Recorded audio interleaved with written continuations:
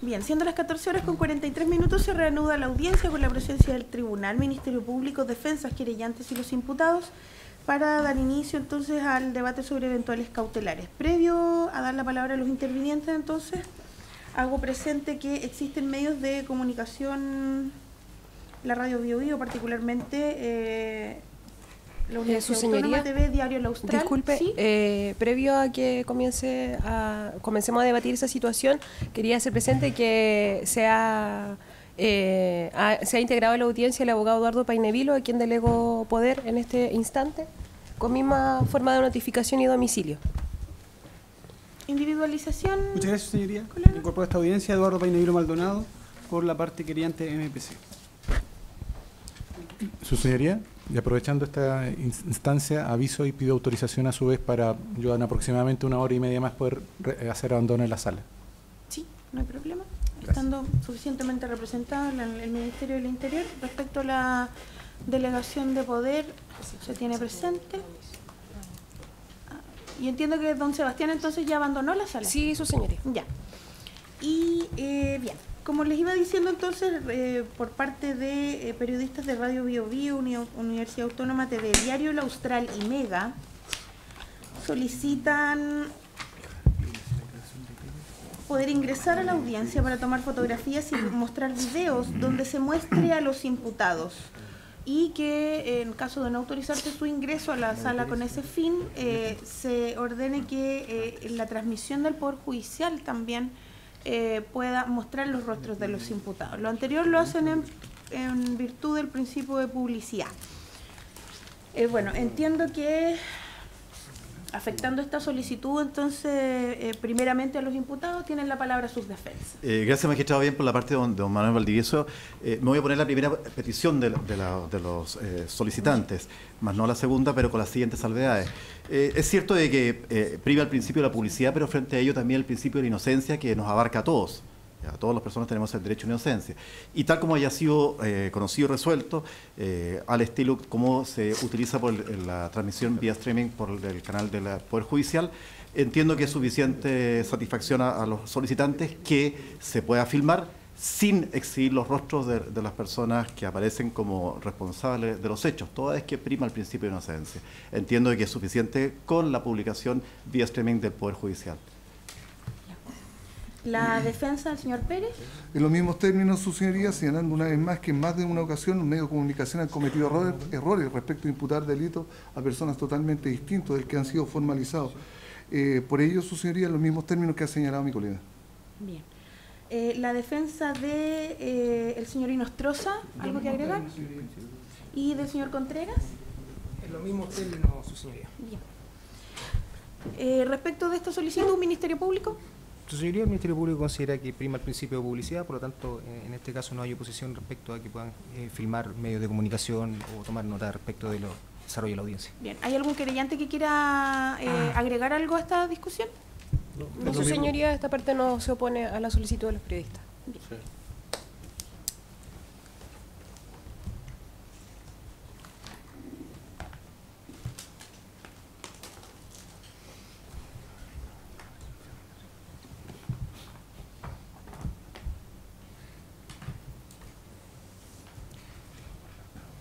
Bien, el tribunal resolviendo respecto de la solicitud entonces de los medios de comunicación, habiéndose dado la palabra a todos los intervinientes respecto de la procedencia y conveniencia del ingreso de los medios de comunicación a la sala de audiencia, teniendo en consideración que esta magistratura ya había ordenado que el único medio que se encuentre presente dentro de la sala de audiencia sea precisamente el canal del Poder Judicial, el que transmitirá en streaming lo que sucede en esta audiencia, teniendo además presente lo dispuesto también en el artículo 44 del Código Procesal Penal, atendido que se trata esta causa de una causa de gran revuelo público, que si bien se encuentra suficientemente precavido a juicio de esta magistratura el principio de publicidad, desde que todo lo que sucede en la audiencia, solicitudes de los intervinientes y resoluciones del tribunal, se encuentran al alcance del público a través del canal del Poder Judicial. y que en ese sentido, como ya se dijo, se estima que está suficientemente cumplida con los requisitos de publicidad que tiene el procedimiento penal. Respecto de la solicitud de ingreso a la sala y particularmente respecto de la solicitud de mostrar el rostro de los imputados en la transmisión, el tribunal, como se dijo, tendrá presente el artículo 44, toda vez que a juicio de esta magistratura, frente a los principios que son propios de la tramitación de las causas penales, se encuentran siempre las garantías y los derechos fundamentales de las personas imputadas. La presunción de inocencia en este caso adquiere una especial importancia teniendo en consideración el estado procesal en el que se encuentra esta causa, que es únicamente de investigación, donde no se encuentra ninguno de los hechos resueltos o condenados, y en particular porque aquello también podría incluso llegar a afectar la normal sustanciación de esta causa. De acuerdo a la autorización del artículo 44, no se admitirá entonces la presencia de medios de comunicación diversos de las cámaras del Poder Judicial dentro de la audiencia, y en segundo término, por afectar la presunción de inocencia de los imputados, no se permitirá tampoco que se capte el rostro de ellos en fotografía o video el día de hoy. Bien, habiendo resuelto entonces las peticiones de los medios de comunicación social, tiene la palabra entonces el Ministerio Público. ¿Solicitudes? Bien, el Ministerio Público solicita respecto a los imputados que han sido formalizados como medida cautelar personal en contra de cada uno de ellos, la medida cautelar del artículo 155 letra A, el arresto domiciliario total, según los antecedentes que paso a exponer, su señoría, que desde nuestro punto de vista justifican la existencia del delito, permiten presumir su participación y también en lo que se refiere a la necesidad de cautela. Me voy a referir a estos dos primeros elementos, la existencia del delito y la participación, y mi colega será a cargo de la última parte. Trataremos no utilizar excesivamente el tiempo de su señoría y ser lo más preciso posible. Bien, evidentemente la formalización de las 4 personas el día de hoy dice relación con un hecho de mayor gravedad que el que se le está imputando, que es la muerte, el homicidio de Camilo Catrillanca Marín y el homicidio frustrado del adolescente que lo acompañaba. Y este hecho, que sin duda ha marcado los últimos meses en la región de la Araucanía, a partir de ahí se despliega por los 4 imputados recién formalizados una serie de conductas que están destinadas a obstaculizar, a encubrir, a proteger a las personas que cometieron el delito, y justifica desde nuestro punto de vista la imputación de cargo que estamos planteando el día de hoy. Voy a dar a conocer los elementos, los antecedentes que nos llevan a formular esta imputación, que no son otros que principalmente las propias declaraciones de todos los partícipes y otros antecedentes que se pueden ir deduciendo de la dinámica de estos hechos. En primer lugar, don Gonzalo Pérez Vargas, como está claro y asentado en estos antecedentes a partir de las declaraciones del propio imputado, de sus compañeros el día 14 de noviembre, él era el conductor del carro blindado J040. Salió con sus coimputados desde la segunda comisaría de Carabineros de Pailahueque. Conoce perfectamente cuál era el armamento que llevaban y los elementos que tenían a su disposición. Conocía entonces, porque era evidente para él, que Raúl Ávila Morales llevaba una cámara adosada a su casco táctico. De hecho, otro de los testigos en esta causa, el carabinero Gabriel Veloso, que participa en este procedimiento en un grupo distinto, cuando presta declaración en la Fiscalía, dice: yo vi al sargento Ávila con la cámara en el casco. Era evidente para mí, fue evidente, apenas lo vi me di cuenta. De tal manera que don Gonzalo Pérez Vargas no podía menos que saber que esta circunstancia era efectiva si él estuvo durante mucho más tiempo con el imputado Raúl Ávila. Pero no solo eso, él llega hasta el lugar donde se ha producido la lesión de Camilo Catrillanca y recoge a sus compañeros para llevarlos hasta el lugar donde estaban los vehículos sustraídos. Avanza 800 metros en el carro policial. Es decir, desde que salen desde la segunda comisaría de Carabineros de Pailahueque, de Fuerzas Especiales, hasta que se produce el incidente transcurren casi una hora. Y luego se queda con sus compañeros otro tiempo luego de que se produce este incidente con la muerte de Camilo Catrillanca. Y no obstante este conocimiento que tenía, en sus declaraciones ante el Ministerio Público niega tener noticia de la existencia de esta cámara. En sus primeras declaraciones y en la declaración anexa al parte de denuncia, además expresa, como se manifestó en la formalización, de que desde el ingreso al sitio del suceso, desde el ingreso, antes incluso que se tuvieran que bajar del carro, están recibiendo disparos. Que luego se producen disparos en contra de sus compañeros. Pero cuando ya ha pasado el tiempo y una vez que ya habían sido formalizados los imputados Ávila, Alarcón, Sepúlveda y Valenzuela, en la Fiscalía aclara una situación distinta. Señala que en la parte donde afirma que habrían existido enfrentamientos, la verdad es que no los escuché. Lo que puedo decir es que quizás me confundí por la presión del momento y además porque en ese sector los enfrentamientos eran normales. Hasta ese momento yo recuerdo haber escuchado un solo ruido en la estructura del J040, pero no puedo atribuir necesariamente un disparo. Puede haber sido un golpe, una piedra u otro elemento.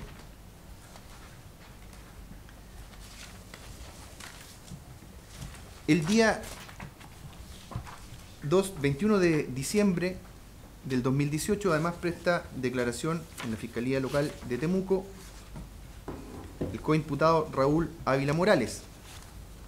Y respecto de las conductas que despliega Gonzalo Pérez Vargas, es preciso señalar lo siguiente.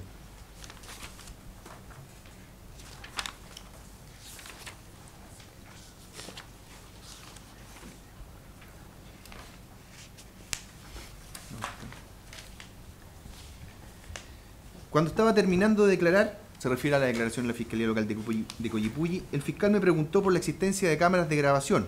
Yo le dije que en el procedimiento no llevaba ninguna, pero sí tenía una a mi cargo y de hecho se la entregué de manera voluntaria a un funcionario de la PDI.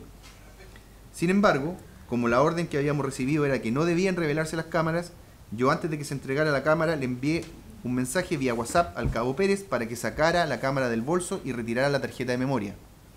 Entonces, cuando entregué la cámara, esta ya no tenía memoria y debido a la hora en que esto ocurrió cerca de las 7 de la mañana, la verdad es que nadie se dio cuenta en ese momento.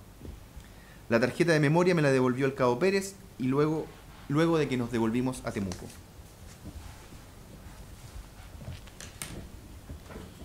Esta conducta, desde nuestro punto de vista, configura, primero, la declaración suscrita en forma conjunta que está adjunta al parte de denuncia y que sirvió de base para la mantención de la detención de una persona y la formalización de cargos.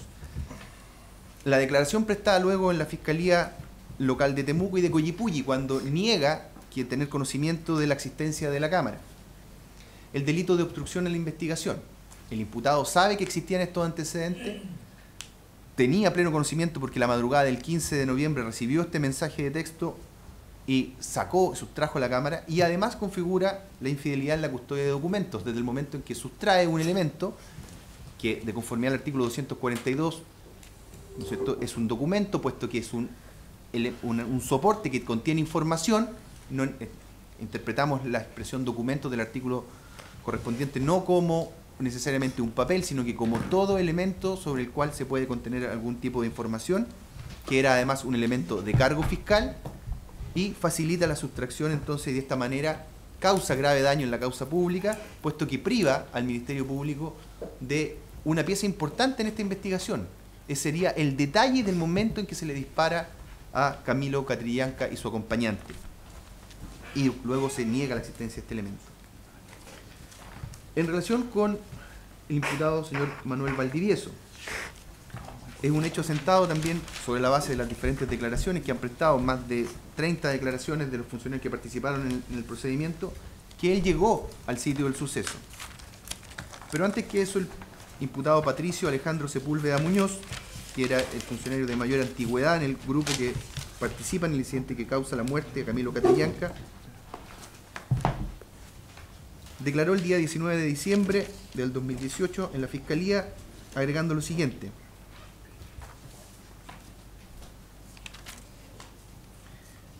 Informé de lo sucedido inmediatamente a través de mi teléfono celular, indica el número, cerca de las 5 de la tarde a mi mayor Valdivieso, por ser el jefe del GOPE en ese momento. Y en dicha llamada le conté del mismo modo lo sucedido y que una persona que estaba en el tractor había resultado herida.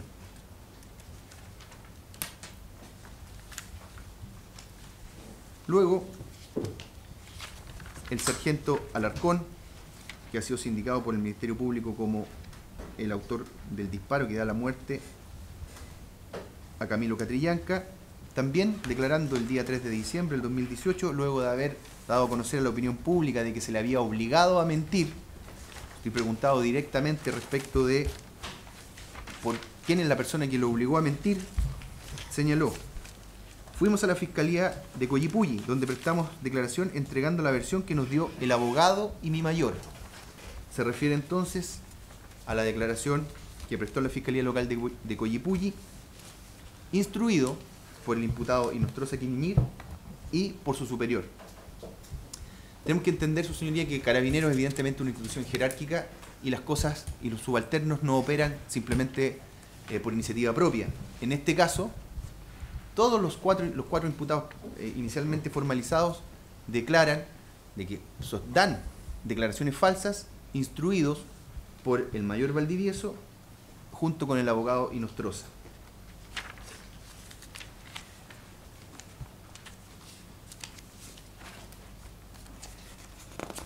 Para mayor precisión, incluso puedo leer la declaración del sargento o suboficial Sepúlveda. En el momento en que sostiene una reunión privada junto con los imputados Valdivieso e Inostroza en dependencias de la segunda comisaría de Pailahueque, que es un elemento esencial, es un momento donde se ponen de acuerdo de cuál va a ser la versión oficial que van a entregar. Disculpe, señor fiscal, ¿quién efectúa esta declaración? Esta declaración la efectúa Patricio Sepúlveda. Ya. En esta reunión, entre todos fuimos contando al abogado lo que realmente había sucedido. Sin embargo, quien más habló fue el sargento Alarcón, pues él desde el principio señaló que él había disparado el tractor. Nosotros, mientras hablábamos, íbamos complementando sus dichos. En un momento el abogado Inostroza nos preguntó si es que nosotros portábamos cámaras y habíamos grabado el procedimiento. El sargento Ávila dijo inmediatamente que él sí llevaba una.